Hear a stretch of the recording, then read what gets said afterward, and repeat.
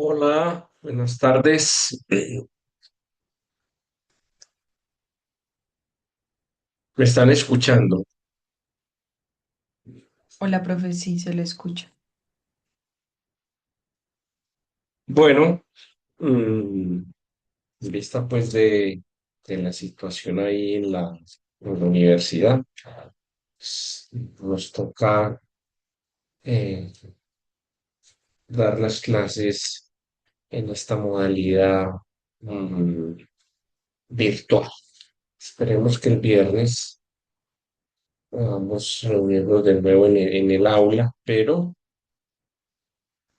bueno, este es un medio que nos sirve bastante para poder continuar con las clases. ¿Alguna pregunta hasta acá antes de comenzar la clase?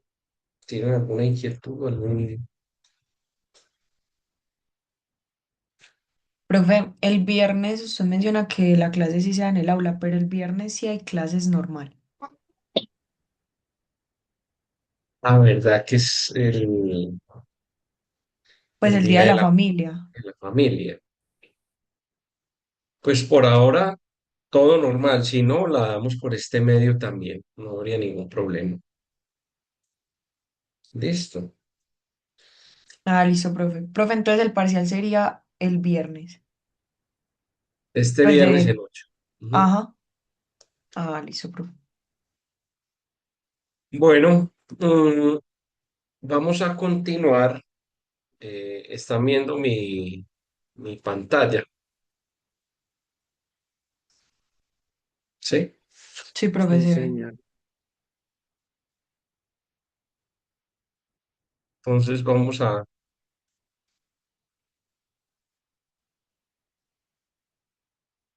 hacer un resumen.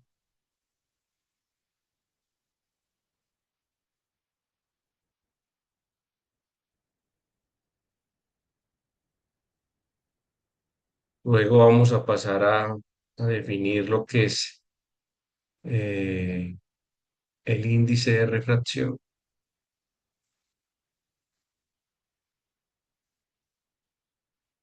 Recuerden que en esta parte estamos en materiales que son dieléctricos.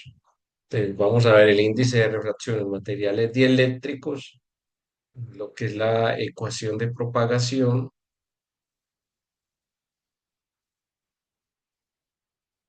en general, tanto para metales como para dieléctricos.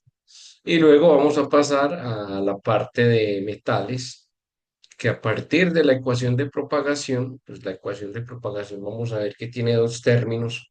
Un término donde la contribución principal tiene que ver con los electrones que están ligados a los átomos y hay otro término que está asociado a la conductividad, que son los electrones libres.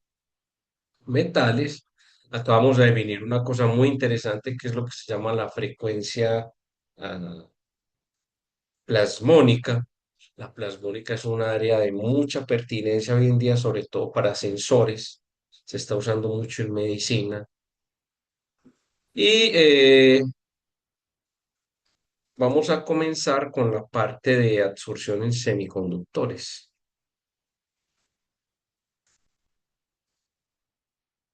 Entonces, les voy a pedir pues que me presten atención. Vamos a comenzar entonces con un resumen.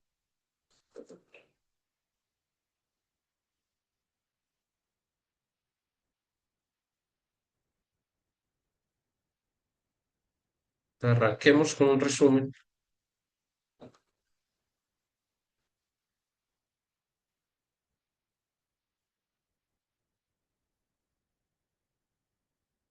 Entonces, ¿qué recuerdan de la clase pasada?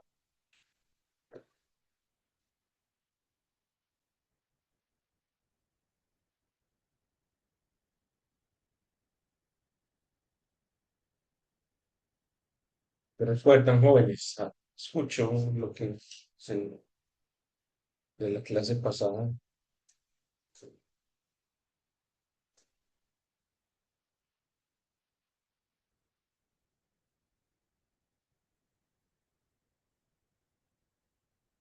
No, nada.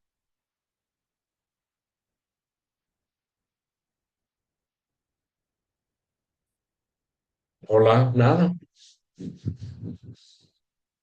Alguien está hablando, o no se me escucha, o no recuerdan nada, o todas las anteriores. Profe, hola. Sí, Eh, Analizamos la susceptibilidad eléctrica la pe- con respecto al modelo de Lorentz en dieléctricos.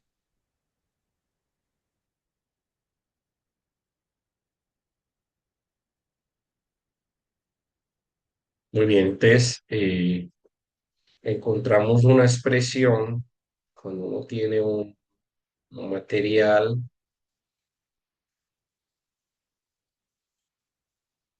que ese material puede ser un semiconductor, un conductor o un aislante, y tengo una onda de luz.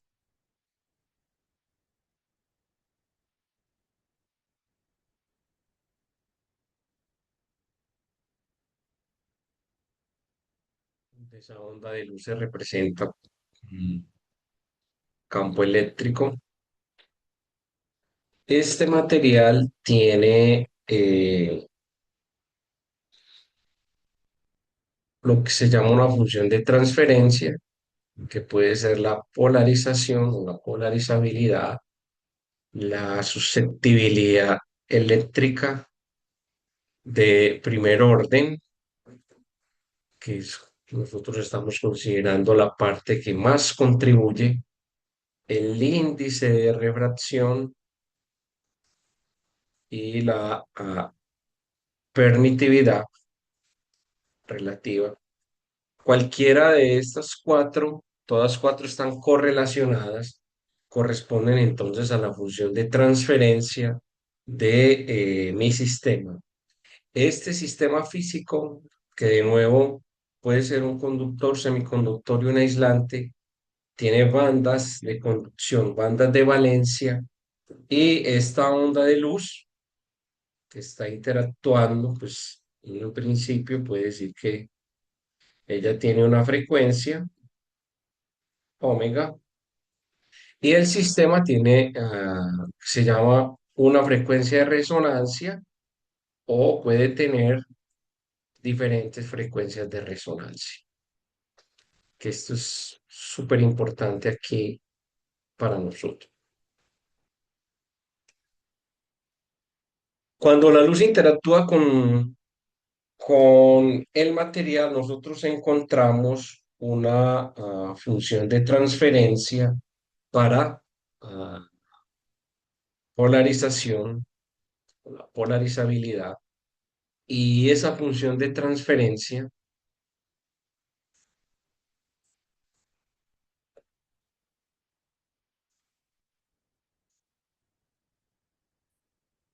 depende de la frecuencia, nos da algo como esto, y a partir de ahí podemos extraer la susceptibilidad de primer orden. Esto es omega cuadrado menos omega cuadrado, omega cero cuadrado, menos i gamma omega. Siendo omega cero, pues la frecuencia de resonancia de mi sistema, suponiendo que solamente tiene una frecuencia de resonancia. Con esta cantidad, nosotros encontramos la susceptibilidad de primer orden, que ¿cuál es la susceptibilidad de primer orden? ¿Quién me dice?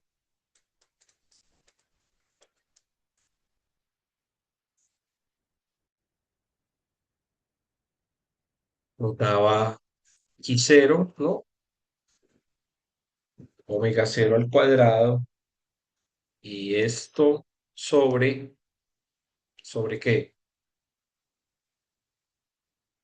Omega cero al cuadrado menos omega al cuadrado. Y todo eso al cuadrado. Omega cero al cuadrado menos omega al cuadrado y la parte imaginaria, ¿no? Y gamma omega. ¿Correcto? Eh, y entonces lo que hicimos gran parte de la clase pasada fue comenzar a analizar la contribución de la parte real y la parte imaginaria de la susceptibilidad de primer orden. Desacoplamos, escribimos esta susceptibilidad de primer orden como una función, eh, la parte real que depende de la frecuencia, más y veces su parte imaginaria. Ambas dependen de la frecuencia. Usando, desacoplando la parte real y la parte imaginaria, llegamos a algunos resultados. ¿Quién me puede decir qué resultados? Voy a poner aquí la...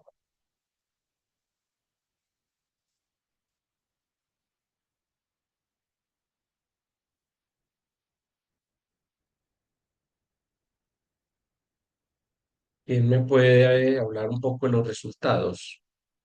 Escribiendo esta susceptibilidad eléctrica como la parte real más la parte imaginaria. Nosotros desacoplamos la parte real y la parte imaginaria. ¿Y cómo nos quedó entonces esa parte real y esa parte imaginaria?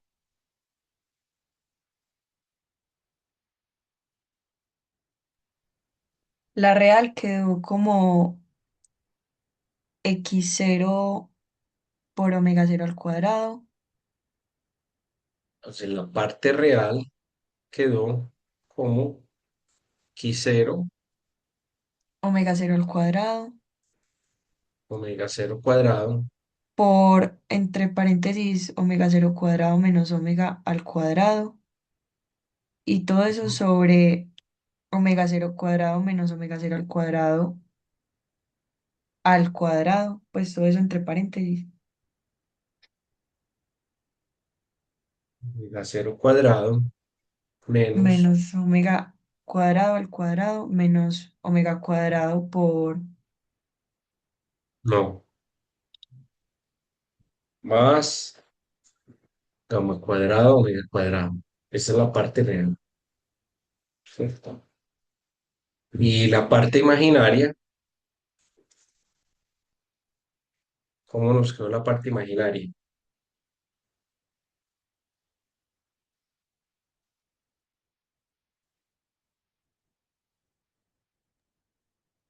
x sub cero por omega cero al cuadrado por omega Y sub cero omega cero cuadrado por omega, por, ¿cómo es que se llama esa letra, gamma, perdón? gamma, que es Gamma, la constante de amortiguamiento, sobre omega cero cuadrado menos omega al cuadrado. ujú, Ah, bueno, pues tiene el mismo denominador que la parte real. exactamente. Entonces, estas dos son las contribuciones a la parte real y a la parte imaginaria de la susceptibilidad. Nosotros nos concentramos la clase pasada en analizar la parte imaginaria, ¿no? En esta partecita aquí doble prima, que es la susceptibilidad de esta partecita, y encontramos, haciendo el análisis, para ya continuar con la parte real y pasar al índice de refracción, que nos encontramos con esa parte, jóvenes. ¿Quién recuerda? Nosotros hicimos un análisis para frecuencias mucho más grandes que la frecuencia de resonancia, frecuencias mucho más bajas que la frecuencia de resonancia, y cuando la frecuencia de la luz que está incidiendo está muy cercana a la frecuencia de resonancia. De ese análisis, mm, cuando graficamos la susceptibilidad de orden 2, la parte imaginaria, en función de la frecuencia, aquí tenemos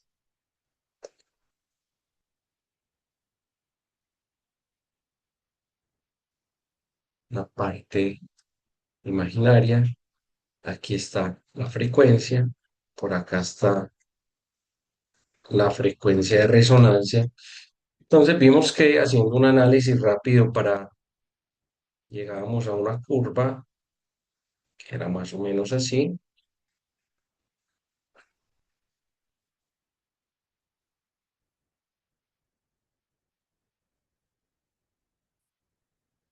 Bueno, uno con ese, ese desnivel aquí es un poco más simétrica. Entonces aquí cerca de la frecuencia de resonancia teníamos un valor máximo, pues, que pueden ver desde la gráfica y cuando omega es igual a, y eso nos daba cuánto, X sub cero, omega cero sobre gamma. y sub 0, omega 0 sobre gamma. Entonces, este gráfico es muy importante porque nos dice que dependiendo de cómo sea la frecuencia de la luz que está incidiendo sobre el material, comparada con la frecuencia de resonancia, suponiendo que el material solo tenga una frecuencia de resonancia, entonces yo voy a tener una absorción muy alta o voy a tener una absorción muy baja. Si estoy muy lejos de la frecuencia de resonancia, entonces la absorción es muy baja. Si estoy muy cerca, empiezo a tener una absorción considerable. ¿Ok? ¿Qué ocurre? Que habitualmente en los semiconductores, metales y aislantes, uno no tiene una sola frecuencia de resonancia. ¿Por qué? Porque usted puede tener dos átomos por celda unitaria en un cristal o puede tener más de dos átomos por celda unitaria. Entonces, cada átomo pues va a tener una naturaleza diferente y eso hace que contribuyan con frecuencias de resonancia mm, distinta. Por lo tanto, va a, si uno tiene un sistema donde tenga diferentes frecuencias de resonancia, el gráfico, bueno, también se los mostré, el gráfico para un sistema con diferentes frecuencias de resonancia en función de la frecuencia para algunos semiconductores eh, aislantes puede ser de esta manera. Mire que esto es en función de la frecuencia. Usted podría tener un gráfico así. Aquí tenés una primera frecuencia de resonancia. Aquí tenés una frecuencia de resonancia. Aquí tenés otra frecuencia de resonancia. Y así sucesivamente. En el caso de tener el gráfico en función de la frecuencia, pues la absorción va a aumentar con la frecuencia. Entonces, esto es un omega 0,1. Esto es un omega 0,2. Y esas frecuencias de resonancia son muy importantes, que son frecuencias donde el material absorbe mucha luz y si el material es un semiconductor, por ejemplo, de jet directo, también podría emitir eventualmente luz en, a esa frecuencia. Y eso es lo que ayuda a usar determinados materiales para diferentes aplicaciones, celdas solares, fotodetectores, láseres. ¿Listo? Bueno, Profe, ah, sí. del gráfico que fue el análisis que hicimos, pero cuando se graficaba respecto a la energía, era como que se volteaba la gráfica, ¿no? ¿O Ah, cuál acá había sido el está. análisis? Acá está. Tener el gráfico en función de la frecuencia es lo mismo que tener el gráfico en función de la energía, ¿no? Si usted tiene la frecuencia de la luz, usted puede tener la energía. Recuerde que la relación es simplemente H barra por omega. Cuando yo tengo el gráfico en función de la frecuencia de la energía, la absorción, mire que los picos de absorción aumenta con la frecuencia. Si yo lo pongo en términos de longitud de onda, como la frecuencia y la longitud de onda tienen una relación inversamente, entonces eso significa que la absorción disminuye con la longitud de onda. Es decir, este gráfico ya queda al contrario, ya empieza a disminuir a una frecuencia alta. Yo voy a tener longitudes de onda más cortas. Entonces, si uno, por ejemplo, quiere graficar esto en función de la longitud de onda,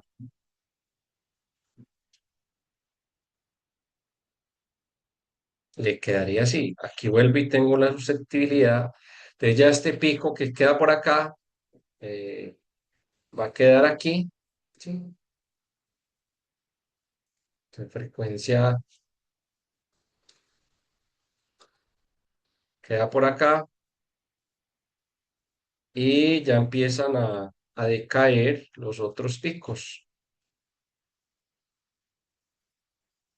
O sea, en términos de longitud de onda, la absorción empieza a disminuir con la longitud de onda, ¿listo? Y eso pues yo les di una justificación en términos de la densidad de estados. Esto sería lambda 0,1, esto es lambda 0,2.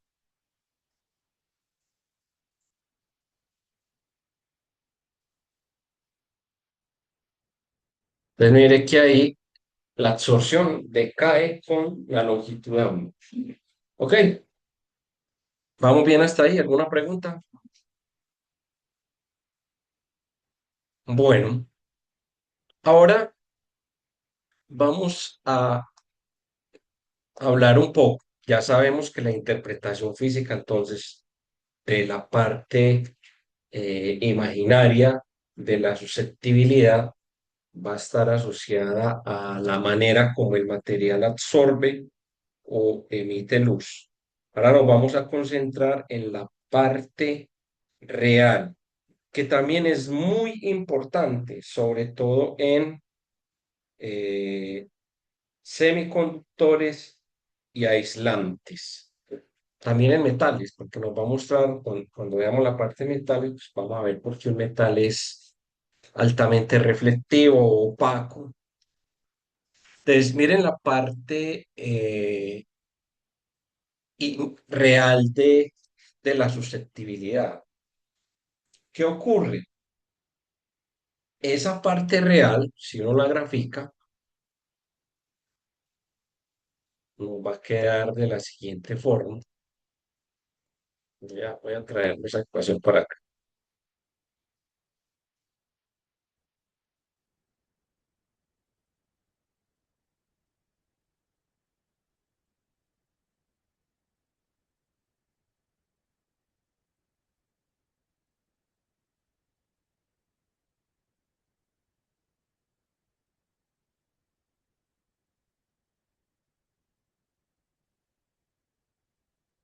Esa parte real,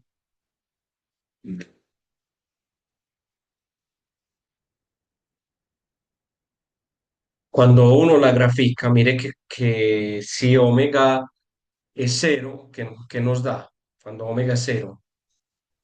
Profe, pero esa no es la parte imaginaria, pues la que tiene ahí.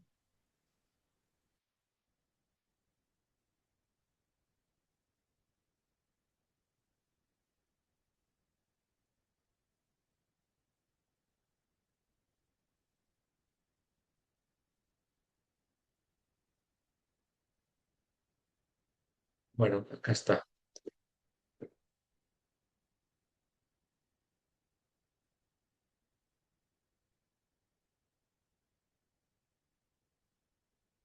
Esta parte real tiene varias cosas. Cuando omega cero, ¿cómo nos da el...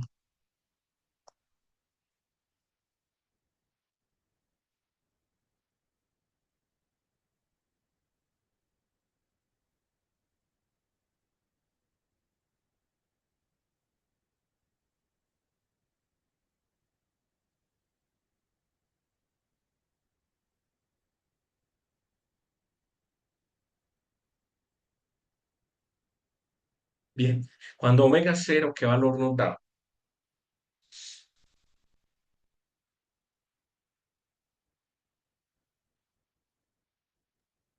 X sub cero. Nos da X sub cero, o sea que la gráfica empieza desde acá, ¿sí? Y cuando omega es omega cero, ¿qué nos da eso? Cero, ¿no? O sea que por acá tengo la frecuencia de resonancia, ¿está bien? Y el gráfico entonces es más o menos así.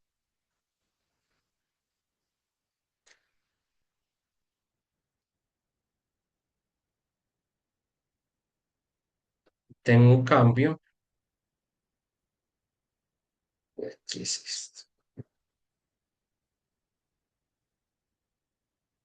Esto es muy importante, ya lo vamos a ver, pero esto es se llama un régimen de dispersión normal y cuando estoy por debajo, eso se va a llamar un régimen de dispersión anómala o viceversa. Algunos textos lo definen de una forma contraria. El hecho es que yo voy a tener dos regímenes de dos regiones de dispersión, ojo, de dispersión. ¿Y qué es eso? Para entenderlo mejor, voy a definir el índice de refracción. Nosotros ya habíamos definido el índice de refracción en las primeras. El índice de refracción, que aquí es donde va a entrar la parte. ¿Hasta aquí tiene alguna inquietud? ¿O todo está bien?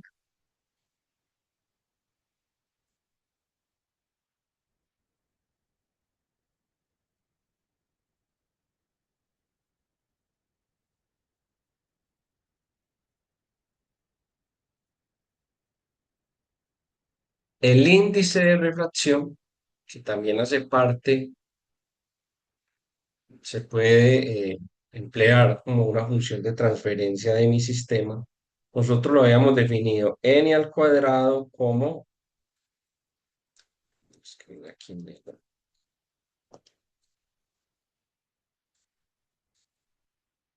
como uno más eh, la susceptibilidad de primer orden. Eso es n al cuadrado, y entonces uno puede decir que n al cuadrado es uno más toda la parte real y la parte imaginaria, ¿no?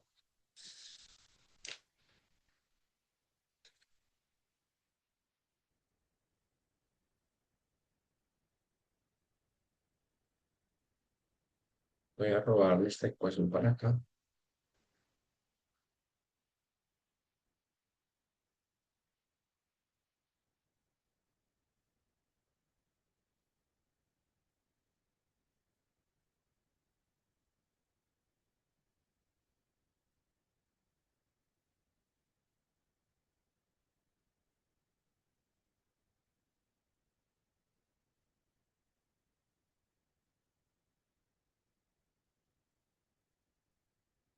Esta es la parte real.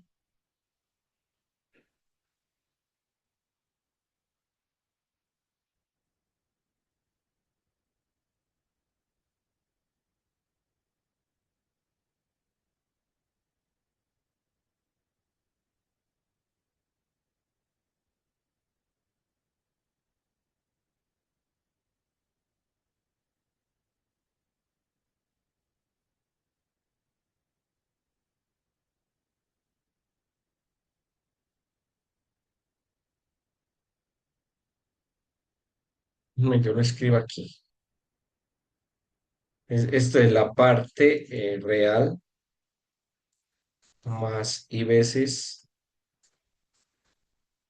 la parte imaginaria. Ojo, pues ese es n al cuadrado, pero n se puede escribir como el índice de refracción va a tener una parte real, que es el índice real que nosotros conocemos habitualmente, más y veces la parte imaginaria, que esa parte imaginaria la vamos a llamar con la letra kappa. Listo. Esa va a ser la parte real y la parte imaginaria. Entonces, para uno encontrar la parte real y la parte imaginaria en función de Q1 y Q2, pues tendrá que elevar este término al cuadrado.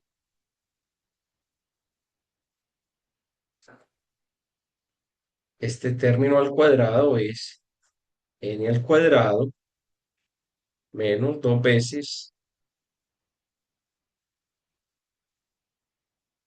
más dos veces n por capa menos capa al cuadrado. Aquí me queda una unidad imaginaria.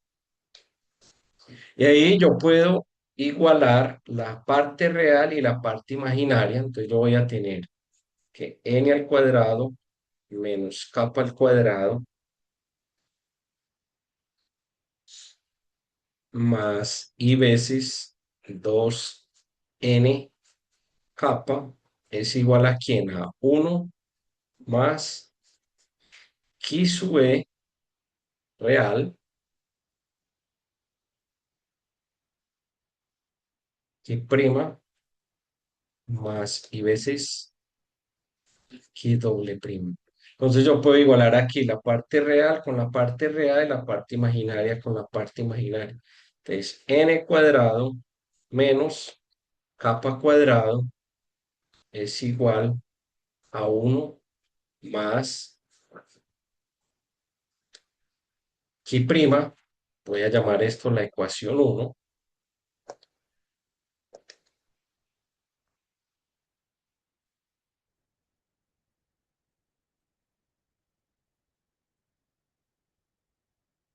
Y puedes encontrar la otra ecuación, es entonces dos veces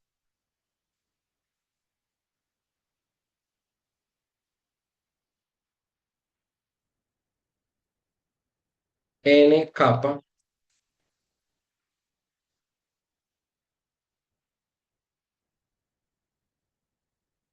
es Q doble prima. Entonces, de esa forma yo puedo encontrar la parte real y la parte imaginaria de la susceptibilidad. Ahora, como un ejercicio, ojo, se lo voy a dejar como tarea, ustedes van a encontrar la parte real y la parte imaginaria en función de Q prima y Q doble prima. ¿Qué tienen que hacer? Como en la ecuación 2 ya tienen Q doble prima en función de nk, pues pueden sustituir acá. Pueden sustituir n o kappa en la ecuación uno y entonces ahí encontrarían la parte real en función de Q prima y Q doble prima. Y lo mismo kappa. Listo, entonces van a encontrar n en función de Q prima y Q doble prima, o sea, en función de la frecuencia. Y van a encontrar también la parte capa en función de la frecuencia. En función de Q prima, Q doble prima y en función de la frecuencia. Entonces, esa es una relación muy importante. La parte real y la parte imaginaria del índice de refracción. Ahora, la parte real la parte imaginaria del índice de refracción es justo está asociado a la absorción, la parte imaginaria. La parte real va a estar asociada a lo que se llama la dispersión. ¿Listo? Entonces, me voy a concentrar en la parte real del índice de refracción. ¿Hasta aquí hay alguna duda, alguna pregunta?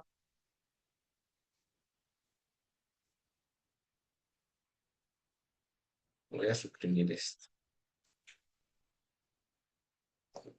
Entonces, de nuevo, aquí tengo el índice de refracción que tiene parte real, parte imaginaria.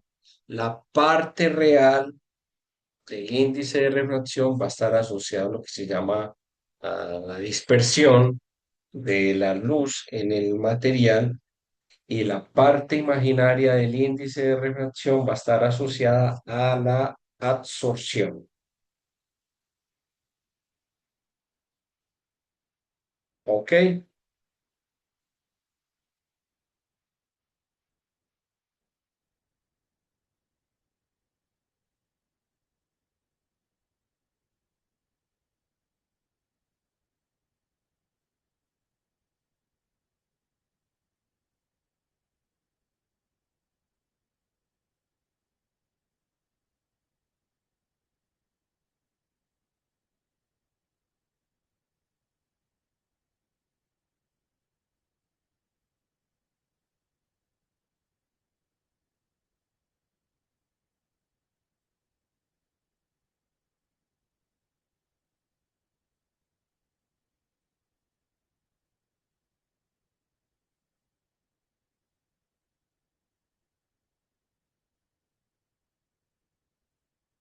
Bueno, entonces la parte real va a ser esta,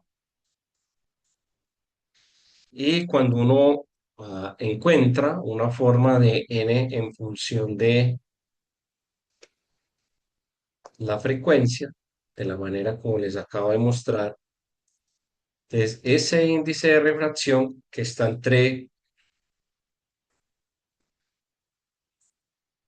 para algunos materiales pasa de 1, no está por debajo de 0. Ese índice de refracción pues, puede tener un comportamiento más o menos de esta forma para algunos materiales. Puede venir así. Por acá está la frecuencia de resonancia, omega cero, y acá cambia.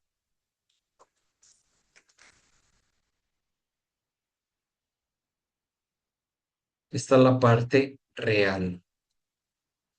La parte real es la parte que ustedes conocen de sus cursos de física, o si alguna vez vieron ondas.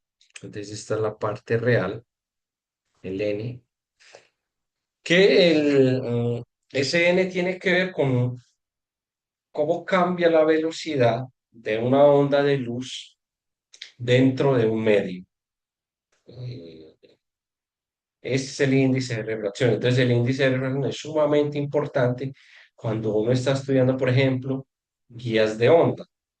¿Por qué? Porque en las guías de onda tiene una función de transferencia donde el n depende de la frecuencia, que es algo que les dije en una clase, y si uno tiene una fuente multiespectral de muchas frecuencias, eso significa que cada componente espectral va a sentir una velocidad de grupo diferente y se va a mover más rápido o más lento en el cristal.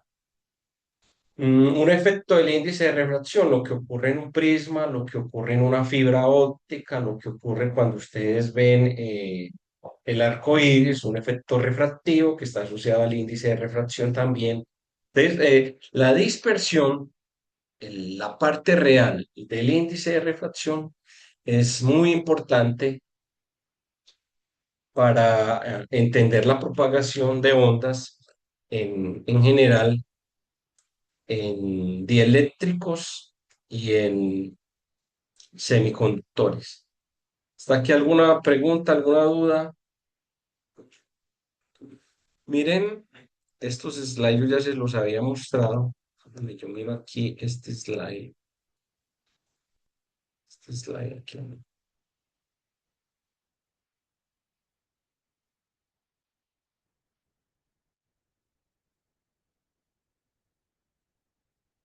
Estos slides, por ejemplo, ya se los he mostrado varias veces. Esto es el efecto de la dispersión. Usted tiene un pulso a la entrada de una fibra óptica, que es esto que ustedes ven acá arriba. Voy a hablar con mi puntero. Perdón. Tiene un pulso a la entrada y a la salida, después de 1 metro, el pulso se ensancha de esta manera. Ese efecto de ensanchar el pulso tiene que ver con la dispersión de la fibra óptica. Y es eso, como el pulso a la entrada. Si uno hace una descomposición de ese pulso en términos de Fourier, uno tiene muchas frecuencias. Así.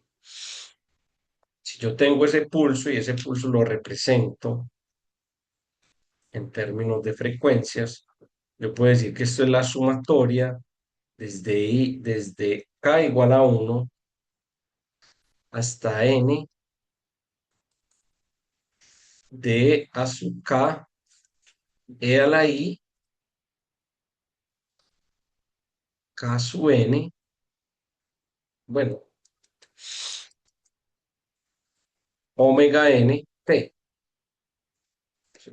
Entonces mire que omega k.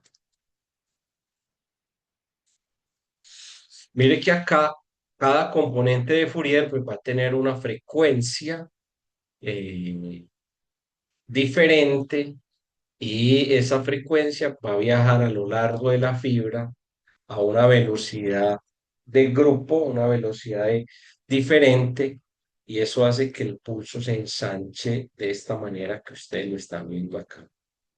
¿Sí?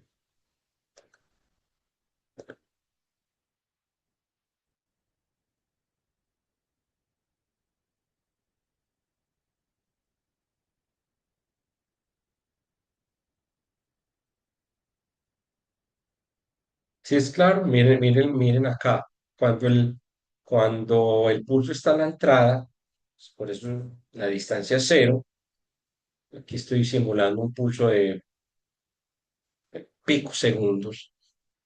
Él pasa por la fibra y mire, el resultado es ese ensanchamiento.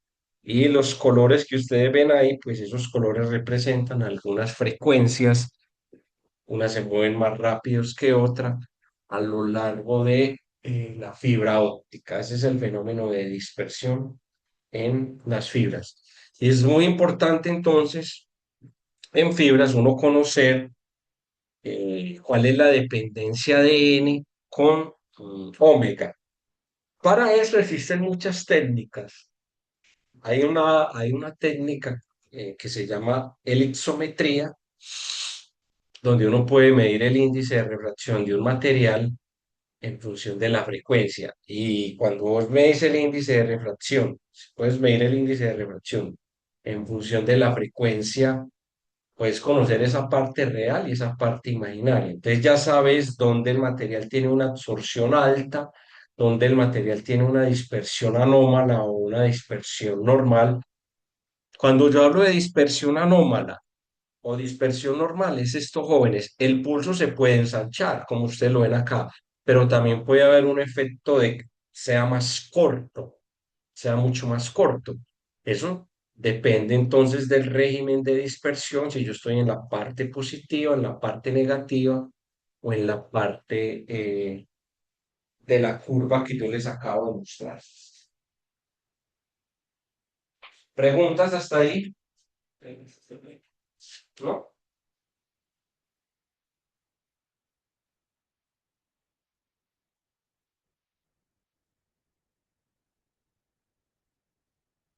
Ninguna.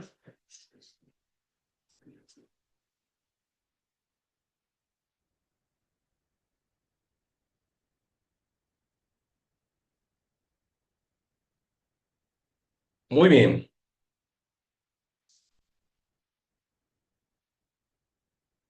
Ahora, una cosa interesante también es que el índice de refracción me permite a mí confinar la luz. Eh, y eso es un ejemplo que vamos a hacer ahorita.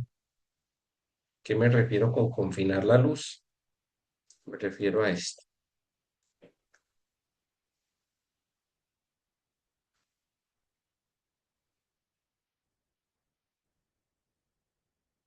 Cuando yo tengo una fibra óptica que puede ser,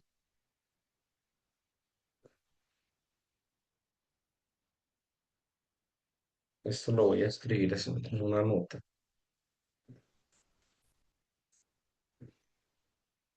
Si yo tengo una fibra óptica, normalmente esa fibra óptica tiene un núcleo y un revestimiento. Yo les mostré a ustedes una fibra óptica. En la próxima clase, ojalá nos podemos ver, se las voy a llevar de nuevo. Pero la fibra óptica tiene una simetría cilíndrica y yo tengo aquí un núcleo.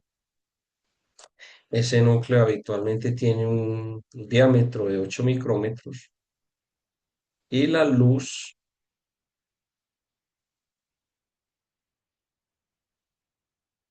mayoritariamente se confina, la idea es confinar la luz por el núcleo, por acá. Claro, uno va a tener algo que se llama onda evanescente y es que puede pasar un poquitico pero entre menos pase, pues se pierde menos potencia. Para poder uno confinar la luz en una fibra óptica, debe haber una diferencia entre los índices de refracción de si este es el núcleo y este es el revestimiento. Habitualmente esta relación me permite a mí confinar la luz, es decir, que la luz se vaya mayoritariamente por el núcleo y no se salga por el revestimiento, porque es claro, si se sale por el revestimiento, yo voy a tener una pérdida muy alta, voy a tener que amplificar más y eso va a volver más costosos mis sistemas de transmisión. Entonces, el índice de refracción es un parámetro, una variable muy significativa en cualquier tipo de material, aislante, semiconductor y aún en metales. ¿Ok?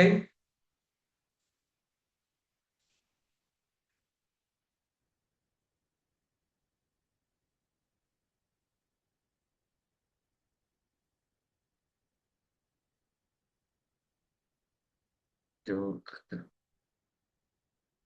Mire, esto es lo que les quiero decir. Eh, en esta diapositiva se puede ver un poco mejor. Usted tiene el núcleo que tiene un índice de refracción N1 y tenés el revestimiento y la idea es que la luz que está incidiendo en el núcleo se pueda confinar toda mayoritariamente dentro del núcleo y no tener pérdidas por revestimiento. Entonces, esos índices de refracción juegan un papel muy importante, aún más esto que se llama apertura numérica, que esa apertura numérica tiene que ver con el ángulo de aceptancia donde yo puedo confinar toda la luz. Por fuera de ese ángulo yo ya no confino luz. Es decir, parte de la luz se va por el revestimiento y eso es lo que hace posible la transmisión de luz y la transmisión de datos por un hilo de fibra que es tan pequeño. Recuerden que estamos hablando de diámetros de 8 micrómetros. Entonces, para que lo tengan en cuenta. ¿Ok? ¿Está bien? ¿Alguna pregunta está ahí? ¿No?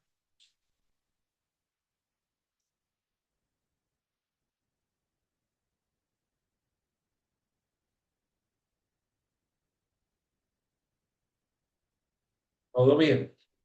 Bueno,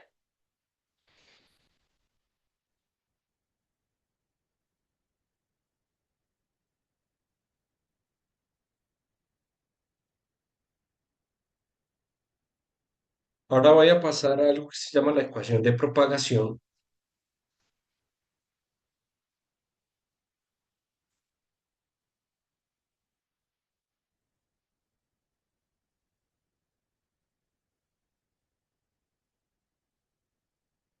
Esa ecuación de propagación va a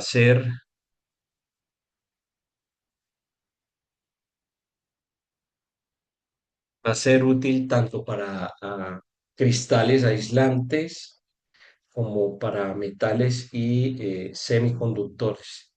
Lo único que va a cambiar es el término de fuente. Entonces, para tener una ecuación de propagación general y ya pasar a la parte de metales, vamos a recordar las ecuaciones de Maxwell, que yo ya las había escrito. Entonces, esta primera ecuación,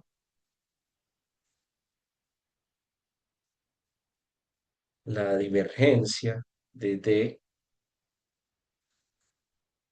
es ρ, ese ρ tiene que ver con la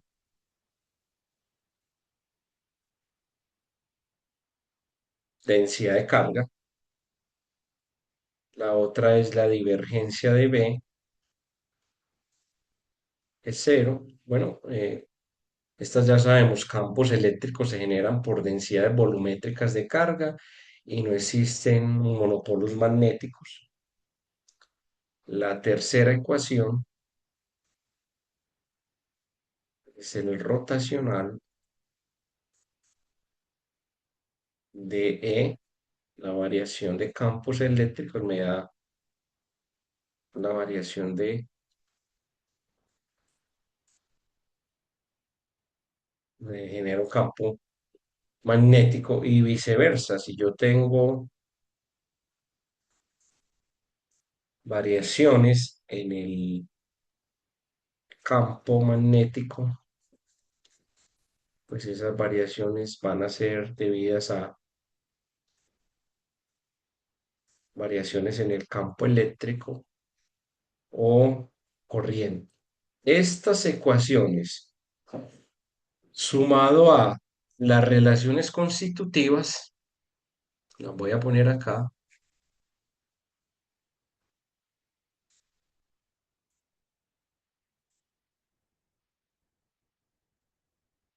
¿Cuáles son las relaciones constitutivas? Estas, que D es epsilon cero, el campo eléctrico más la polarización. Recuerden que esa polarización es una serie, pero el término que más contribuye es el término de orden uno. Y J va a ser mm, la corriente que es generada por campos eléctricos. Esta sigma es la conductividad. Entonces, cuando uno considera estas ecuaciones y simplificamos para materiales, que son los que estudiamos en este curso, materiales para los cuales la magnetización es cero, la magnetización es cero y además son neutros y la magnetización es, o sea, esto es cero y la magnetización es cero, teniendo aquí también que tenemos esta relación de constitutiva y es que esto es mu sub cero más m. Entonces, cuando tenemos esto, pues mis ecuaciones van a quedar de esta forma, para llegar a la ecuación de propagación, que es muy importante. Sustituyo aquí, miren que esto es B, pero B es mu sub 0 por H. Entonces, en esta ecuacióncita, voy a sustituir aquí, voy a poner en verde,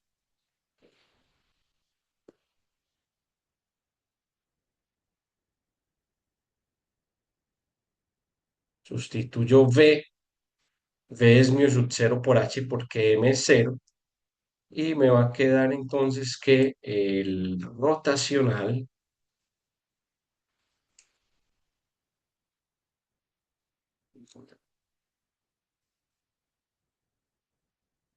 rotacional de E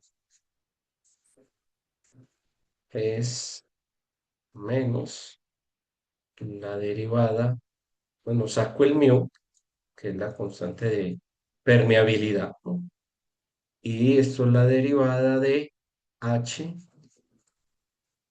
con respecto al tiempo. ¿Ok? Y acá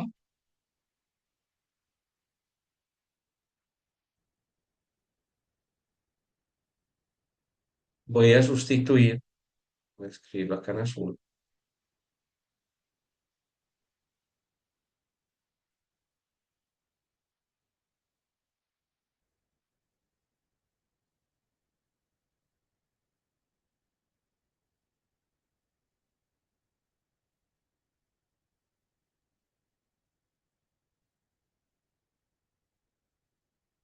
voy a sustituir el D. ¿Cuál D? Este que tengo acá. Este D lo voy a sustituir.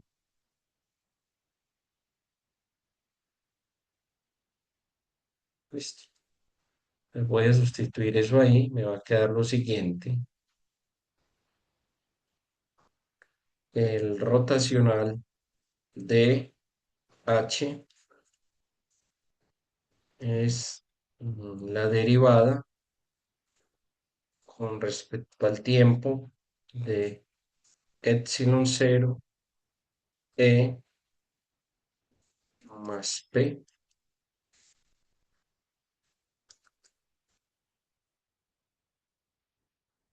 más P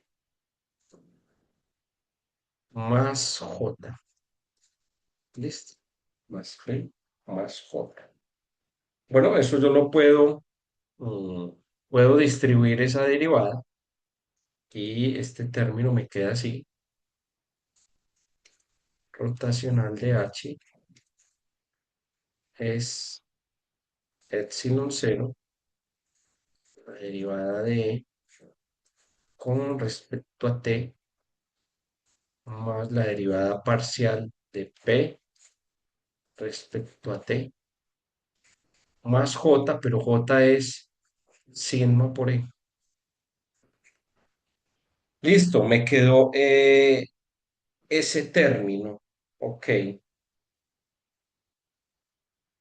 Voy a usar, ojo pues jóvenes, voy a usar estas dos ecuaciones y las voy a resaltar ya en rojo para encontrar la ecuación de propagación. Esta ecuación que hay aquí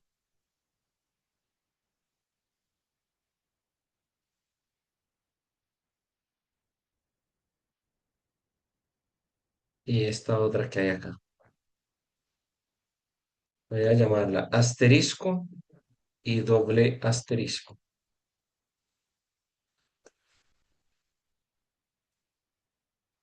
Esta ecuación, asterisco, y esta ecuación,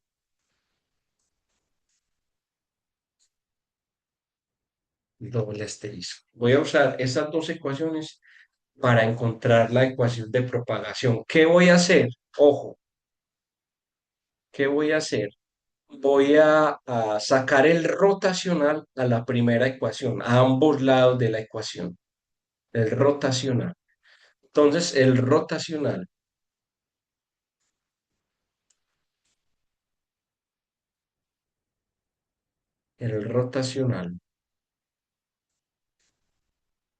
de el rotacional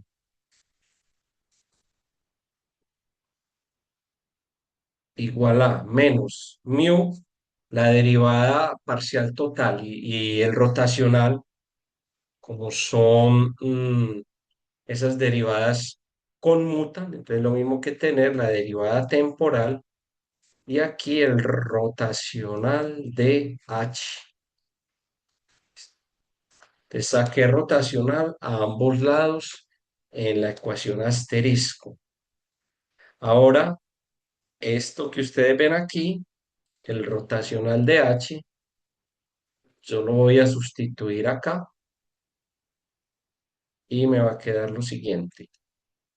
Rotacional del rotacional de E es igual a menos mu, la derivada con respecto al tiempo, y aquí entonces epsilon cero, la derivada de E con respecto a t,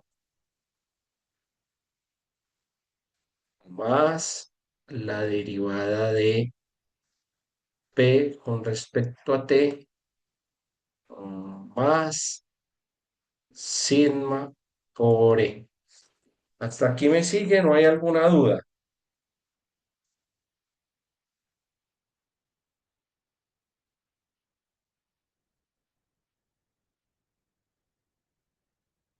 Bien.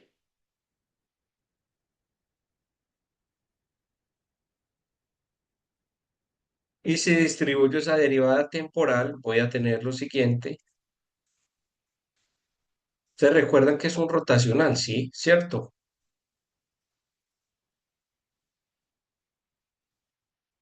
Jóvenes, ¿sí recuerdan que es un rotacional o no? Jóvenes, ¿sí me están escuchando? Hola, no, ¿me están escuchando o no? Sí, profe, se le está escuchando. ¿Recuerdan que es un rotacional? Porque yo aquí les estoy hablando de rotacional y...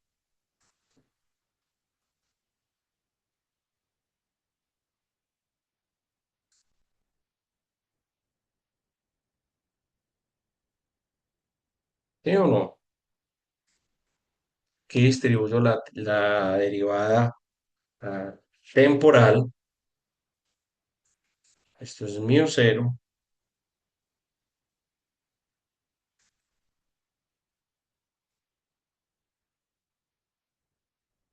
sigma, mu, bueno, menos realmente.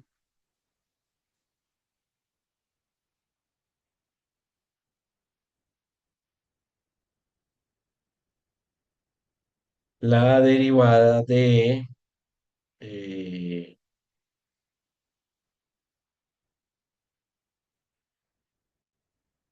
respecto a t.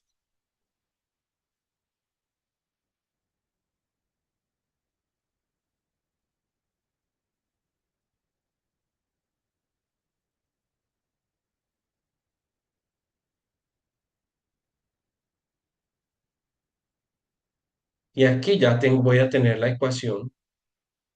Este término de acá, yo le voy a pedir que estudien estas ecuaciones con detenimiento, porque saberlas, entender las ecuaciones y saber de dónde salen los términos es importante para este último examen.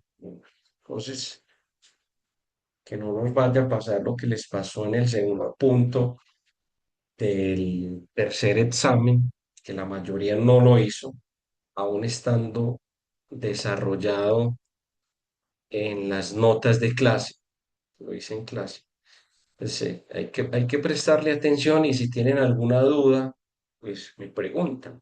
Entonces es importante, porque son fundamentales para entender lo que les estoy diciendo, esa parte real, esa parte imaginaria, cómo interactúa la luz con el material, y cómo la dependencia de n y kappa, o de la susceptibilidad, la parte real y la parte imaginaria, son tan trascendentales cuando usted está estudiando la interacción de la luz con un material. ¿Y eso en qué desemboca? Eso finalmente nos ayuda a saber en qué tipo de dispositivos o qué dispositivos se pueden desarrollar con determinados materiales, qué tipo de materiales tienen ciertas propiedades electrónicas. Entonces, todo esto es un compendio donde podemos entender con modelos semiclásicos, más o menos cómo es el comportamiento de los cristales, que en este caso son dieléctricos, metales y semiconductores, cuando interactúan con la luz. Entonces, por eso les hago hincapié que es Muy importante esto. Ok, entonces, vamos a llegar ya a la ecuación de onda y esta ecuación de onda,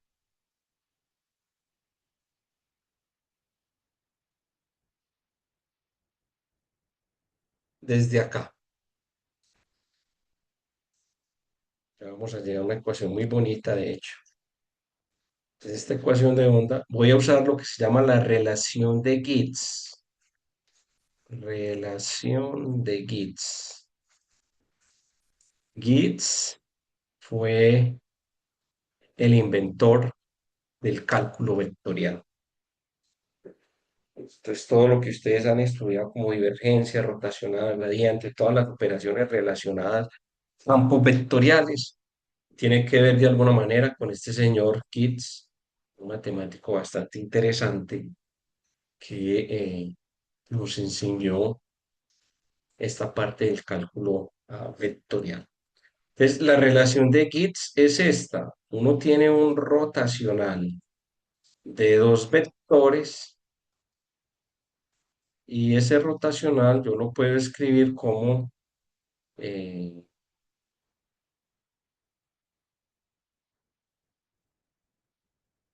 el gradiente de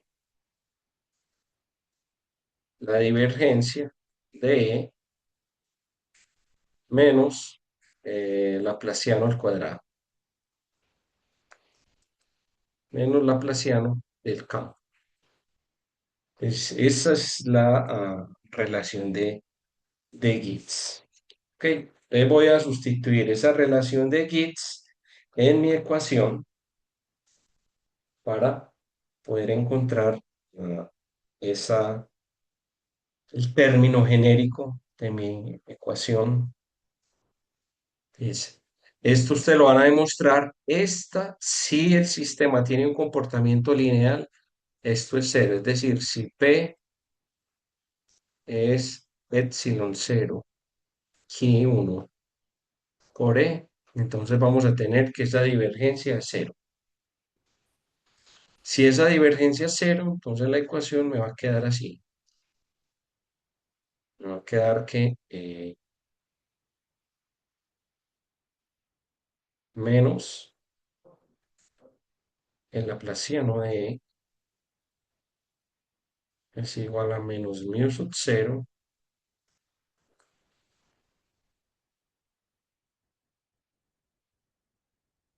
epsilon cero, la segunda derivada con respecto al tiempo, menos mu, la segunda derivada de P, menos mu, sigma, la derivada de E con respecto a T. Ok.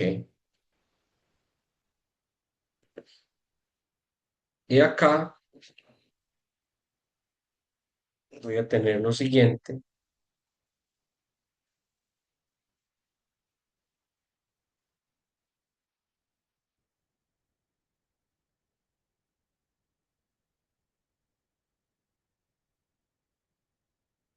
y es que esto es la velocidad de la luz al cuadrado, entonces me va a quedar algo así, me va a quedar nabla, mu sub cero, epsilon cero, la segunda derivada de E más mu sub cero, la segunda derivada de P más mu sub cero, sigma. Listo. Y voy a pasar esto por acá, este término que tiene la contribución de orden 2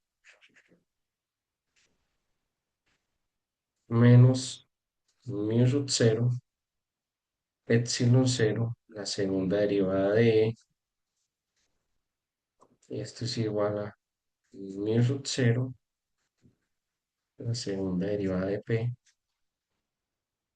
más mu sub cero, bueno, esto lo puedo dejar la derivada de J respecto a T porque J es sigma por E. Y aquí llega una cosa muy bonita. Este mu sub 0 por epsilon 0 es 1 sobre c². 1 sobre c², que c es la velocidad de la luz. Es 3 por 10 a la 8 metros sobre segundo. Y voy a llegar a esta ecuación,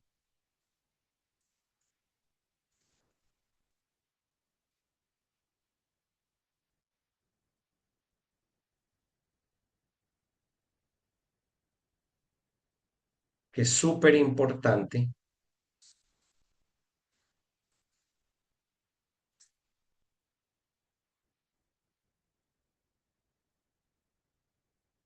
Entonces, miren lo bonito de esto. Oh, pues, miren lo bonito. Esta es la ecuación de propagación de una onda electromagnética en un sistema que en general puede tener cargas ligadas, que está dado por la polarizabilidad o la polarización del medio. Por esto, lo voy a subrayar acá. Y también puede tener cargas o corrientes, electrones libres. Entonces, al lado izquierdo, si tanto P como J es cero, es decir, si yo estoy en el vacío, entonces la onda se propaga en el vacío, ahí voy a tener una onda electromagnética que es la que conocemos habitualmente. Si P y J es cero, si P y J es cero, eso significa que la onda no está dentro de ningún material, sino que se está propagando en el vacío. Ahora, si J es cero, ojo pues, lo que estoy diciendo aquí, si J es cero, entonces no voy a tener cargas libres y en ese caso puedo estar en un cristal que es un aislante. Si J es cero y P es diferente de cero, entonces en un material estoy en un dieléctrico que puede ser un aislante y en ese caso esa P se está convirtiendo en una fuente de nuevas ondas de luz. ¿Eso qué significa? Que la onda electromagnética externa estimula e interactúa con los electrones que están ligados y esos electrones pueden generar o bien sea la misma frecuencia con la que la onda está incidiendo o emitir en otras frecuencias, que en ese caso son las frecuencias de primero, segundo armónico que yo les mostraba en la clase pasada. Entonces, al lado derecho, nosotros vamos a tener los términos que se llaman los términos fuente. ¿Por qué fuente? Porque son los que van a generar nuevas ondas electromagnéticas dentro del material. Lo mismo pasa si no estoy en un dieléctrico, sino en un metal. El término fuente es J, es la corriente. Entonces, en ese caso, los electrones que están interactuando con la fuente de luz externa van a generar nuevas fuentes de eh, luz. ¿Ok? ¿Vamos bien hasta ahí?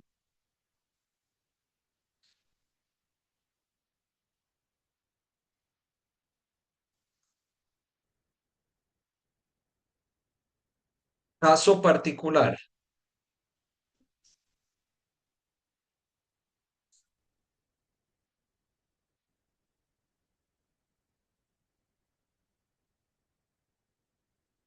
J es cero y P es epsilon cero Q1 por E. O sea, tengo contribuciones de primer orden en la susceptibilidad. En ese caso, la ecuación de onda me va a quedar así.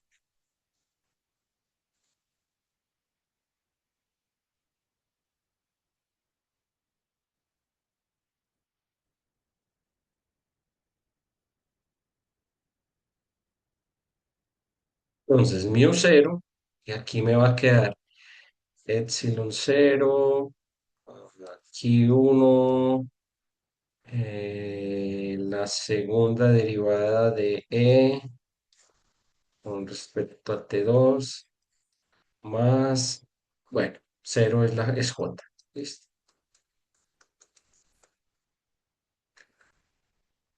¿Está bien?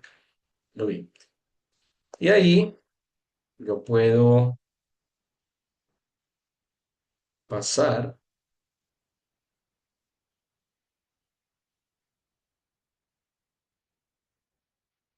puedo pasar esto al lado izquierdo.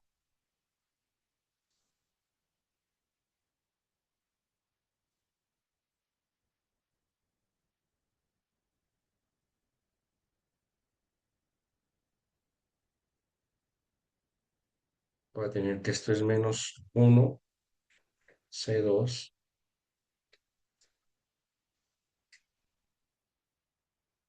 menos mu cero epsilon cero eh, Q1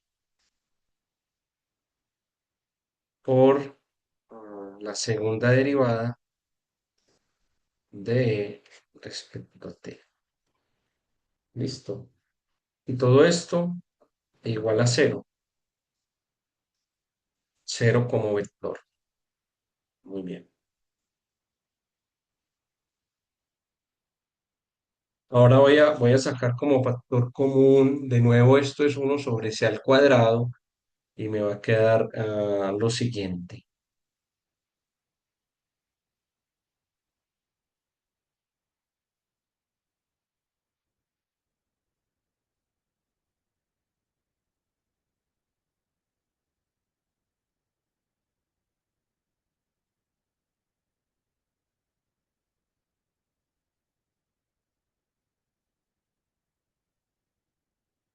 Laplaciano de menos uno c al cuadrado. Voy a sacar como factor común acá. Entonces me queda eh,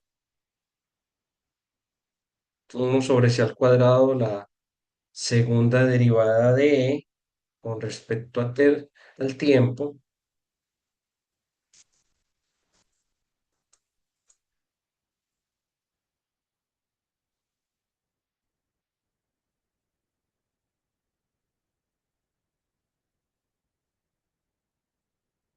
Y esto, factor común de 1, 1 más eh, que 1.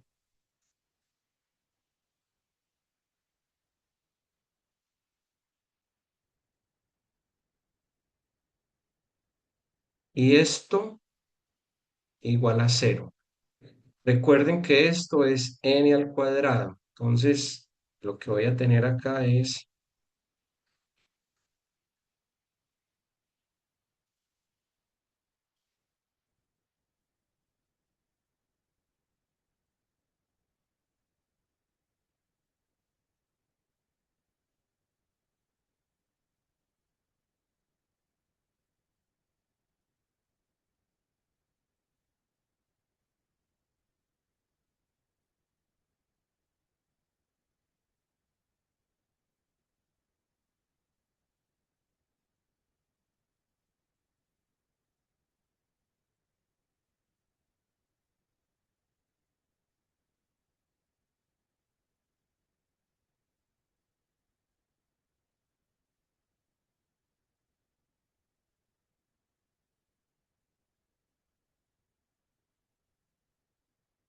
¿Está bien?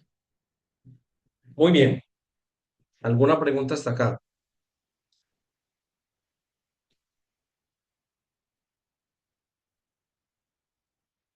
Ya alguien preguntó. Bueno,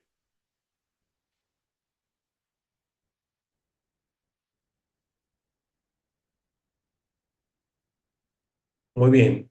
Una solución a esta ecuación va a ser la siguiente. Posible solución, pueden ser ondas planas, ¿sí? Una solución simple. Solución a esta ecuación. Una solución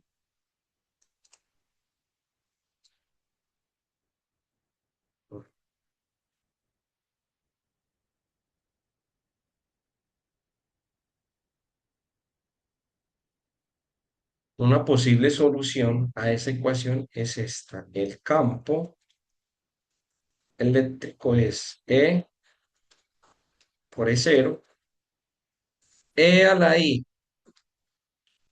Aquí estoy asumiendo propagación en una sola dirección.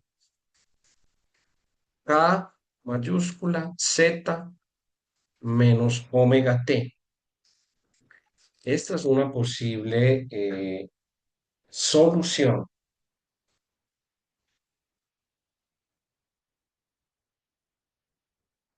donde K, en ese caso, K en este caso, va a ser omega al cuadrado, C al cuadrado, N al cuadrado. Este K, jóvenes, muy importante, este K al cuadrado, realmente K al cuadrado. Este K es lo que se llama el vector de propagación y ese K va a tener una parte real y una parte imaginaria. Esto es súper importante. Ese K va a tener una parte real, que es el K que nosotros conocemos habitualmente, más una parte imaginaria, y esa parte imaginaria se llama alfa, es la absorción. ¿Ok?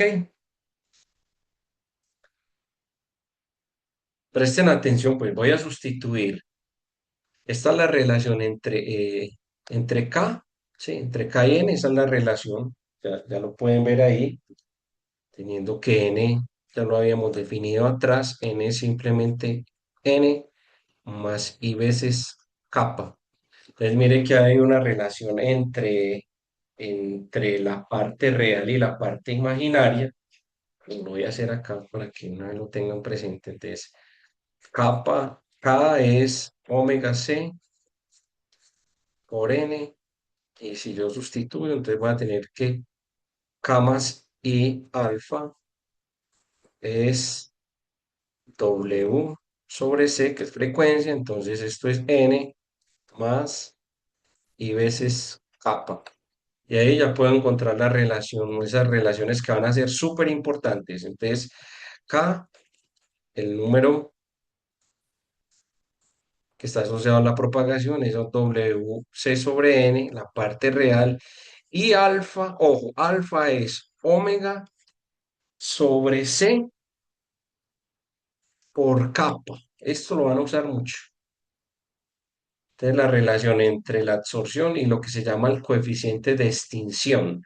Kappa se le llama también coeficiente de extinción. Listo. Voy a escribir acá eso. Alfa es el coeficiente de absorción. Coeficiente de absorción.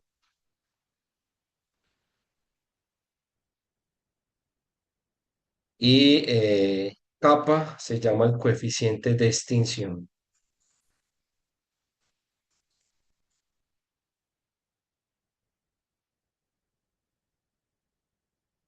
Esa va a ser la relación entre eh, K, N y alfa y kappa. ¿Ok? ¿Hasta aquí alguna duda? ¿Todo Profe, bien? esa K, que es omega C, omega sobre C por N, esa es esa K que tiene las dos líneas, pues la que se puso como mayúscula. Sí. ¿Cuál? No. Esta es, a ver, una cosa es la K minúscula, esta, que es la parte real. Y otra cosa es la K, que tiene dos barras, que esas comprende la parte real y la parte imaginaria. Aquí lo que yo hice es simplemente igualar, como ven, yo sé que es N más I kappa, que no es K, es K es omega C sobre N y alfa es omega C por kappa. No sé si esa era tu pregunta. Sí, y entonces el coeficiente de dispersión es K. De dispersión no, de coeficiente de absorción es alfa, que es omega C por kappa. Y el K, que está asociado a la parte real del índice de refracción, es omega C por N. Entonces el que usted puso que era el coeficiente de dispersión es el kappa. No, dispersión, no, de extinción. Ah, de Kappa, extinción, perdón. kappa, es kappa, kappa. Es esto. Es la letra griega kappa, kappa. Por eso es así, kappa. Ese es el coeficiente de extinción, que es este.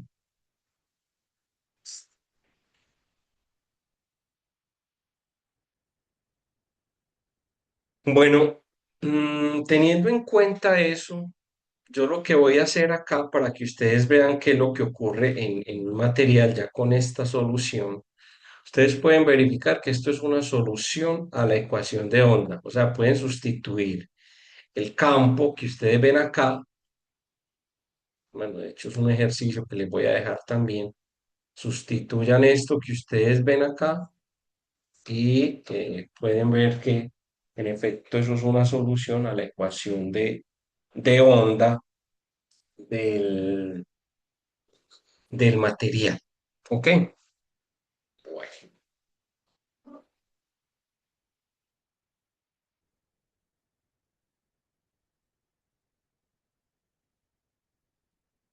Voy a sustituir el capa que tengo ahí, que tiene una parte real y una parte imaginaria, acá.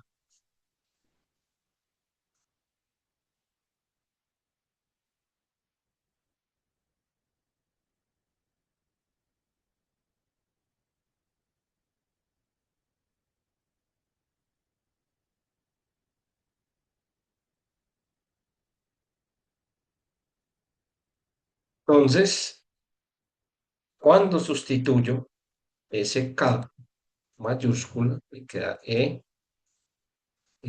sub 0, E a la I, y ahora voy a sustituir ese K, pues entonces me queda K minúscula, más I veces alfa por Z menos omega T. Esta expresión, esta solución dentro del material, porque eso ya es cuando la luz está interactuando con el material, me queda que esto es epsilon E sub 0, y aquí voy a distribuir, me queda E a la I k z por E a la I menos alfa z, súper importante, por E a la menos, por E a la I menos I omega T. Yo aquí agrupo de nuevo, y entonces lo que voy a tener es que esto es E a la I, E a la menos alfa z, por E a la I kz menos omega t. Y aquí llega un resultado muy interesante, y es lo siguiente. El campo eléctrico de la luz que está saliendo del material, yo tengo aquí un material en Z. Bueno, antes de ilustrar la situación, si yo calculo aquí el módulo al cuadrado, ¿qué me queda de esa onda? ¿Qué me queda aquí? ¿Cuánto es el módulo de esta función? Del módulo yo lo puedo distribuir en esas tres, me queda el módulo al cuadrado de E0 por E a la menos 2 veces alfa z, y el módulo de esta cantidad, ¿cuánto me da? ¿Cuánto me da? El módulo de E a la I kz menos omega t.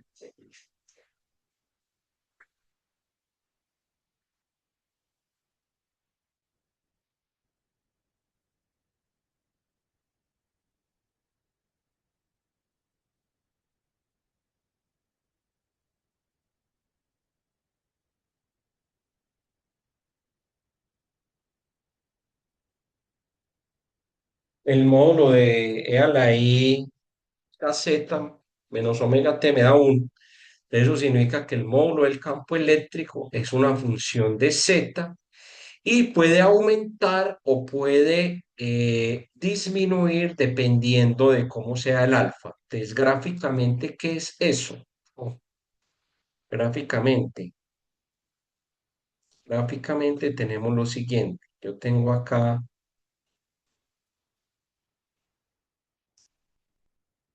el material cuya función de transferencia asociada a la absorción es esta, y tengo una onda. Bueno, y la distancia de este material, el espesor de ese material es z, la onda se está propagando en z,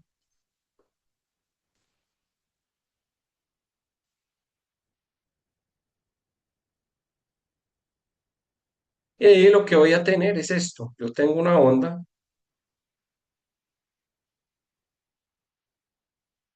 la onda interactúa con el cristal, semiconductor, metal, aislante, y voy a tener, después de que interactúa, otra onda.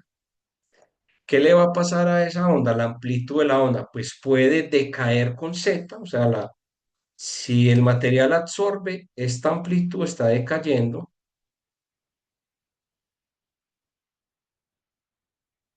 pero si en lugar de absorción yo tengo amplificación, si alfa es menor que cero, pues la amplitud es, esta amplitud final es mucho menor, es menor que la amplitud del campo inicial, que es esta, ¿cierto? Pero, bueno, aquí sí alfa es mayor que cero,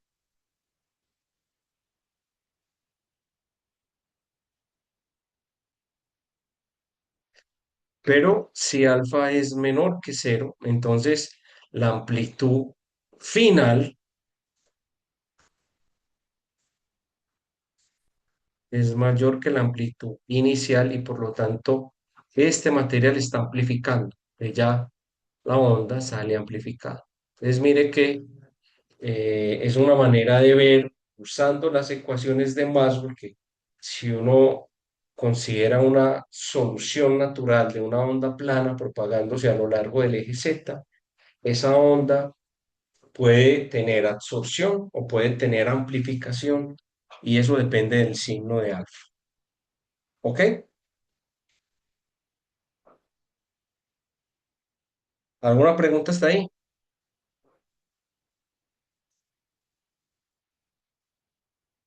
¿No? ¿Dudas? Muy bien.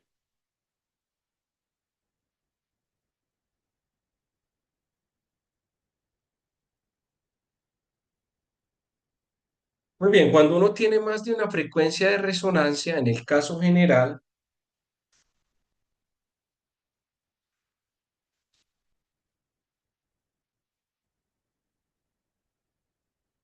con frecuencias de resonancia y constantes de amortiguación diferentes, gamma uno, gamma 2, etcétera, etcétera, etcétera. Entonces, la expresión general para el índice de refracción va a ser simplemente considerar la sumatoria de los términos para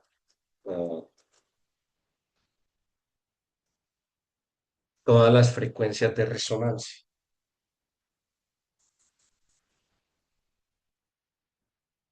O sea, hacer una suma desde J igual a 1 hasta N, dependiendo del número de frecuencias de resonancia, de F sub J, que está asociada a la fuerza de cada oscilador. Ya no hay una sola K. Recuerden que K estaba asociada a la fuerza de restauración de cada átomo, pero si tengo muchos átomos, pues voy a tener muchas constantes. Y aquí ya voy a tener diferentes frecuencias de resonancia. Este sería el término general.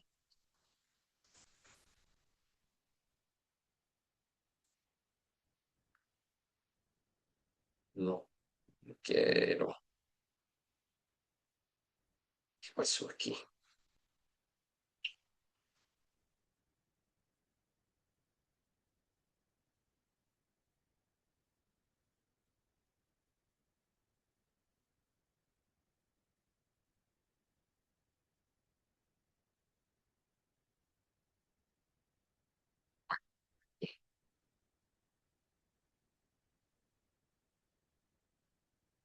Gamma J omega.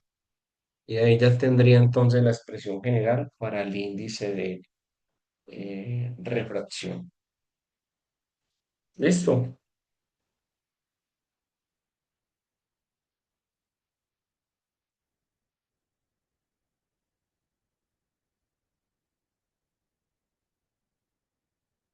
Bueno, vamos a dejar por hoy así. Y para de una vez sincronizar, el viernes damos la clase también por acá, por si no hay entrada en la universidad o hay algún problema. Entonces, el viernes nos vemos por acá mismo, vemos la parte de metales y la parte de semiconductores. ¿Listo? Listo, profe. Listo, profe. Gracias. Bueno, a ustedes, chao. Chao, profe. Hasta Hasta luego, luego. profe, gracias.